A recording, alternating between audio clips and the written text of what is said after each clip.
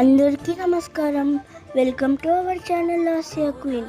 ఈరోజు మన వీడియో వచ్చేసి ధనుర్మాసం స్పెషల్ డే 3 అమ్మవారికి అభిషేకం.